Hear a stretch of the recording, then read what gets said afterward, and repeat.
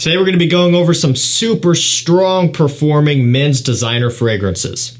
There are a lot of scents out there on the market, period, but especially designers. There's a lot of brands, a lot of different things to choose from, a lot of different price ranges as well.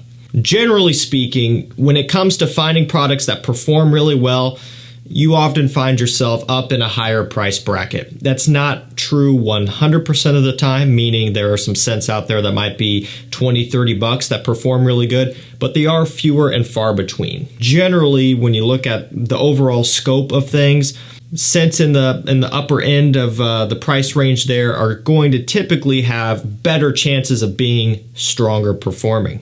But also that doesn't necessarily mean that every expensive scent has good performance either. So there's always kind of a trade-off, and the only way you find out is by trying things out yourself or going after things that are kind of tested and proven to just work really well on a wide variety of people. And that's what we're going to be going over today.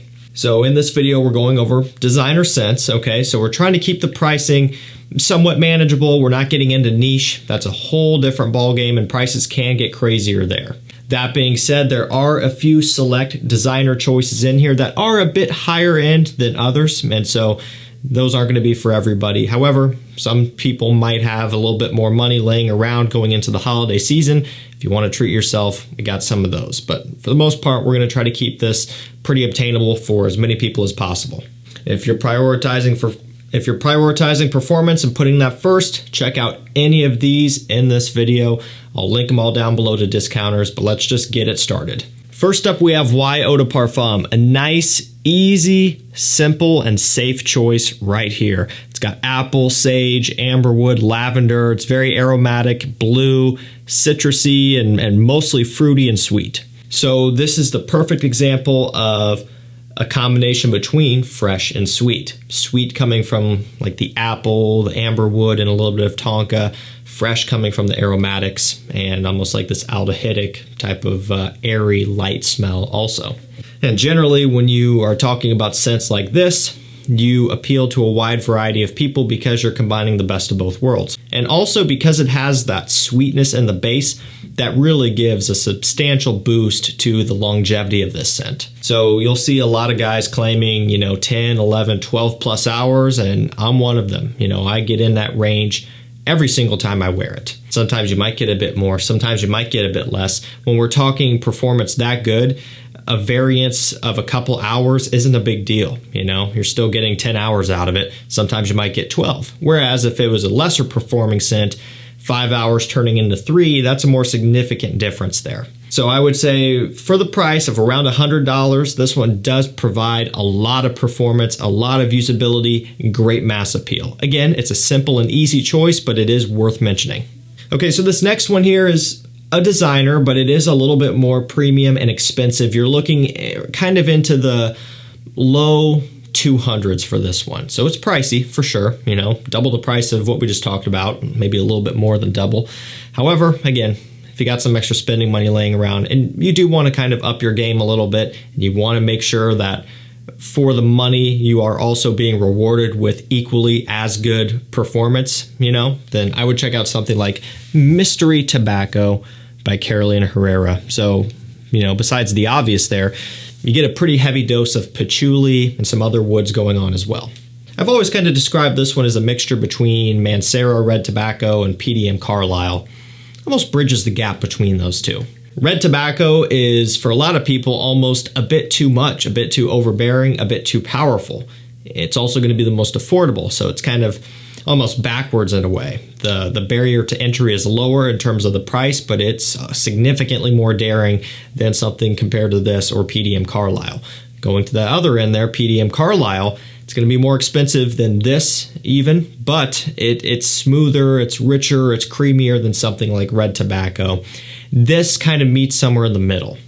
And I love Red Tobacco a lot. I've talked about it a lot on the channel. It's one you can get for sometimes as low as $70. $80 is more than normal for it. 120 ml, right? Super, super affordable, obtainable price for niche. But it is a bit more of a challenge to pull off, and it's not something that I would consider wearing every day in winter, or at least with some sort of consistent regularity. I hit myself with a few sprays every now and then, and it kind of tides me over for a while, and I'm good. But this one is one that I can wear with more frequency and not really get tired of it and not just be overwhelmed by it. Same with Carlisle. So this just kind of bridges that gap. Again, though, the pricing on this one is a little bit steep. However, it truly makes up for it in terms of the quality, the richness, the uniqueness of the scent, and also the performance. The presentation is a nice bonus as well. You can't beat that magnetic cap and just nice, classy look to it. So all around, if you're after performance and a nice wearable tobacco scent, check this one out. Next up, we have Eros Parfum by Versace. Now this one here has a ton of apple, tonka, mint, amber, all of that good stuff. It's going back to the OG days, you know. Why was Eros EDT so popular?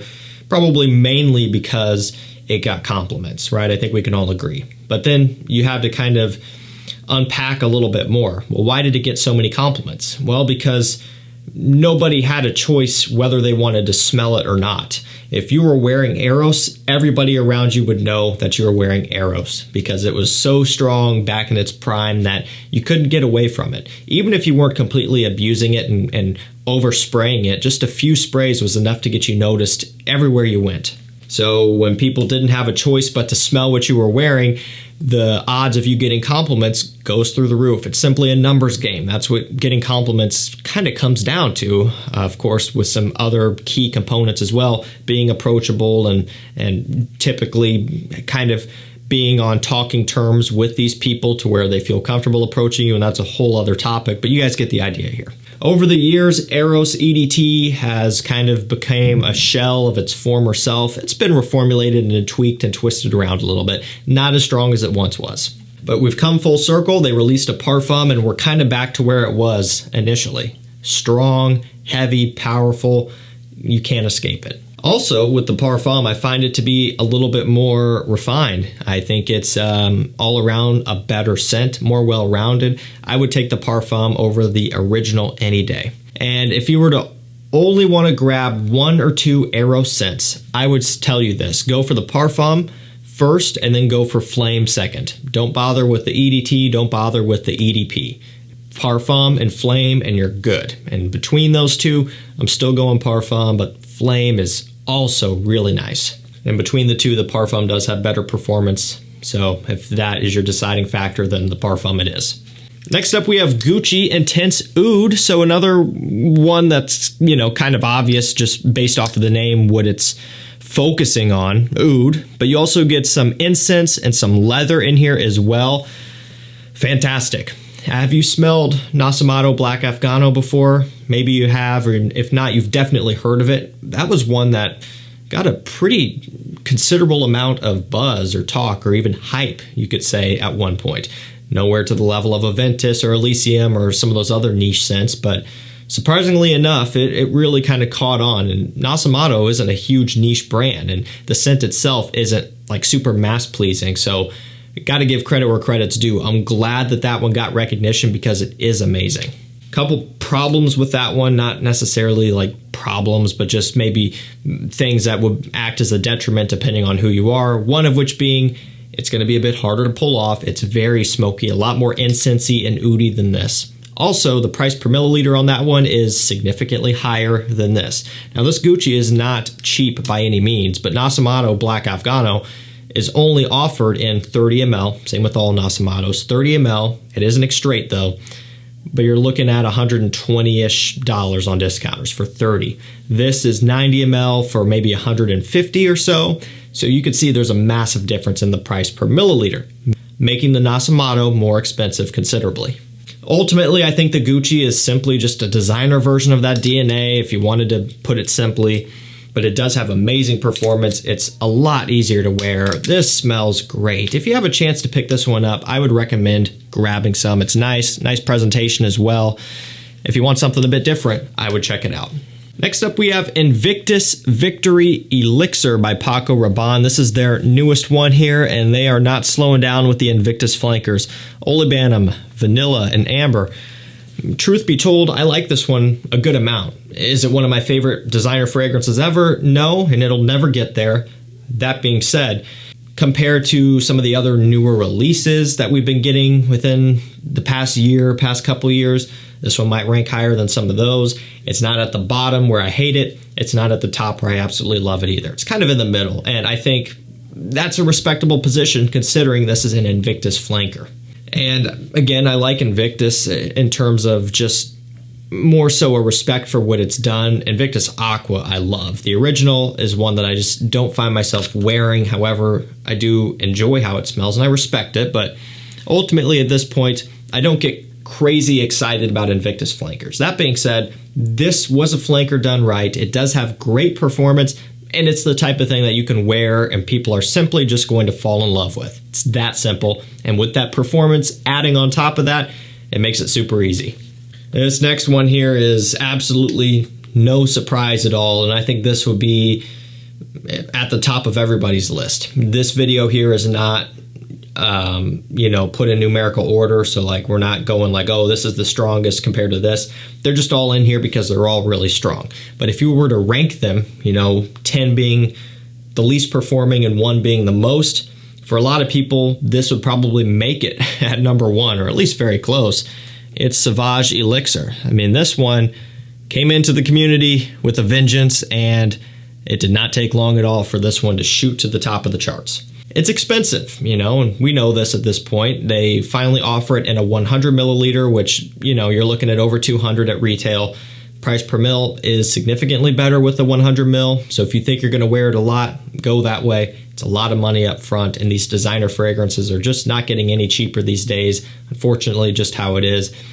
Saage Elixir is one where it hurts to pay that much, or maybe it does at first, but then when you get this one in and you spend some time with it, you realize that they really did a great job here.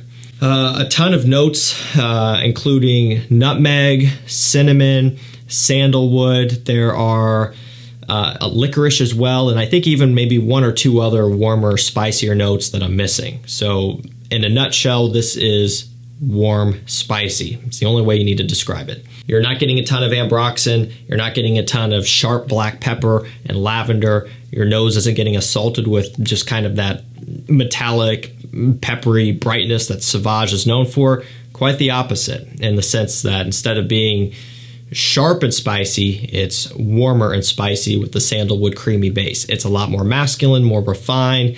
It's Saage grown up to the top tier. I recommend grabbing this one on discounters if you can. Hold out for it. Retail is tough. You can usually save a good amount of money. Anytime something like this or some rare discontinued fragrances come into stock on discounters, I do send out an email to my mailing list and a text to my texting list. You can sign up to both of those down below. Doing so will ensure that you get first dibs anytime great deals, great prices, rare stuff come into stock. John Varvatos Dark Rebel Rider popped up recently. Elysium O Intense for like $160. Armani Code Absolute, which is very rare, came in. All of that stuff, I send out notifications over there. You don't want to miss out. Next up, we have 1 Million Elixir, another Paco Rabanne, and simply they kind of know what they're doing. They prioritize performance, or at least it seems that way. It's probably not coincidental. I think they know what they're doing here with these, and I love it. And that's one of those things where it gets tough because people hate on Paco Rabanne because a lot of their scents are, just kind of, for lack of a better term, a bit more boring, a bit more basic, generic, and just overly sweet and not all that exciting to us, right? And to be fair, those are fair arguments, and it does hold true. That being said, one thing that they do deliver on is performance, and so there's always that trade-off. The same people who are saying that all these Paco Rabannes are super generic and smell like crap and they're boring, those are the same people who are also complaining that scents only last 2, 3, 4, 5 hours these days. Well, at least Paco Rabanne is kind of fulfilling one end of that argument there, so you got to give credit where credit's due. This one's got vanilla, tonka bean, and apple. I mean, that note breakdown has been done a million times. Kind of think Eros. That's like the note breakdown of Eros minus mint. Although, can be deceiving, this smells nothing like Eros. So definitely make sure you keep that in check. You're not getting an Eros-y scent here. You're getting 1 million, just focusing more on some fruity apple, essentially. It is incredibly strong. It's something that you can just have no issues with pulling off and getting compliments with. It's super easy. Next up, we have Dolce Gabbana The One Mysterious Night. This one's got rose, oud, some amber in here. So this is the exclusive edition line. So among this, there's also Luminous Night and Royal Night, and they're all great. This is going to be the one that smells the most out there. It's going to be more of a Middle Eastern smelling, and it smells more like an actual exclusive edition from the rose and the oud combination, which is, you know, bread and butter. You know, that's just like, you know, tobacco and honey going together. Just, you always see it, and a lot of other note combinations as well. It's always there and it always works. And so because of that, this is not going to be like 1 million Elixir or Invictus Victory Elixir, where it's just, you know, smells good to everybody. That's not the case here. Going to be more of an acquired taste for this. You got to be into things that have a little bit more of a different smell that you might not be used to smelling here in the US. One thing that's for certain, due to that kind of dry down and the base makeup of this one, it does have great performance, considerably better than the one EDT and EDP, so definitely a big bonus. Tom Ford Tobacco Oud. So this is the other one that I was talking about earlier when I said, yeah, there's a couple designers that are expensive. This is one of them. And again, guys, you know, this is not something that everybody should rush out and purchase right now. Just to make it clear, and, you know, it's pricey, so I don't expect everybody to do that. But seriously, this one requires you to do your diligence first. And it's shocking to even have to say that. And it's not even just expensive stuff, but cheap stuff as well. People rush into it on a whim, having no regard or respect for what type of scent they're getting themselves into. And then they get mad at me because they don't like it because they didn't do their research first. Be careful with things like this. This one got a lot of hype a while back, and it's not the type of thing that typically would get a ton of hype, but I do think it's deserving of a lot of respect because this one is a powerhouse that smells incredible. It's a lot of fun to wear. It's got whiskey, tobacco, oud, some animalic notes in here as well. It's next level, guys. I'm telling you, it is strong, heavy, syrupy stuff. I mean, gosh. Just smelling the dry down off the atomizer here. This hasn't been sprayed in probably months at this point. It's syrupy and heavy and thick and just, wow. I mean, this stuff is no joke. 50 ml bottle, that's all you need. My bottle is down to here. I have not worn that much of it. Full disclosure, I decanted some of it so I could afford it back in the day. So haven't worn that much. It would take me, and a lot of people probably, a long time to put a considerable dent in there. So that's probably 30 mLs left. That's enough to last a long, long time. Also, believe it or not, there is Tobacco Oud Intense, which I also have. Just when you thought it couldn't get stronger than this, they take it to the next level. It's completely outrageous. But I digress. This stuff has performance in its middle name. I mean, it is crazy, crazy strong. Not for the faint of heart. If you want to be daring and really push your boundaries and just get into something exciting and fun, Tom Ford Tobacco Oud, it's a doozy. Teres Pure Parfum. This one here is just kind of fixing the more so mediocre performance of the original. It's got orange, oak moss, and woody notes in here, along with a lot of the vetiver, which kind of gets lumped into the woods category there. So it has that earthy, orangey, spicy, woody smell that the original has, just in a pure parfum, so it is considerably stronger. I think this is kind of the way to go. You know, with that, you do get a scent that is even more rich and heavy, and so if the original was, you know, on the line for you, like, yeah, any more intense than this and I wouldn't like it, then you wouldn't like this. But if you're someone who could handle more, you're like, yeah, that original's really good. I wish I got a few more hours out of it, and if it was a little bit more complex, I wouldn't mind that either. Well, the parfum would be perfect for you. It's a great everyday wear scent to work, to school, even if you wanted to.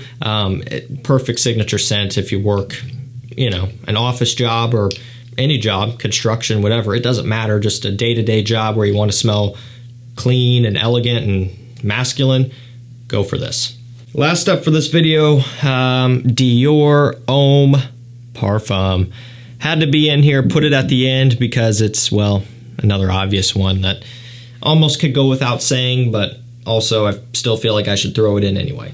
And I'm not going to spend a ton of time on it because this has been covered before a ton of times, but just know you're paying a lot of money for this up front, 180 bucks or so, but I'll tell you, you're never once going to have to worry about lack of performance. It's outrageous. Alrighty guys, that's going to do it for me. Some super strong performing designer scents. Now I tried to kind of put a variety in here. Some are kind of pricey and outrageous, but for the most part these are more down to earth, just designer level price scents that do perform big time. And again, you could find some that are more affordable as well. Fewer and far between, but they are out there, and I've done videos on those as well. And to think that you could go even further into the niche side of things exclusively and get into the consistent $250, $300+ bottles for high performers. So when you put that into perspective, these don't look too bad.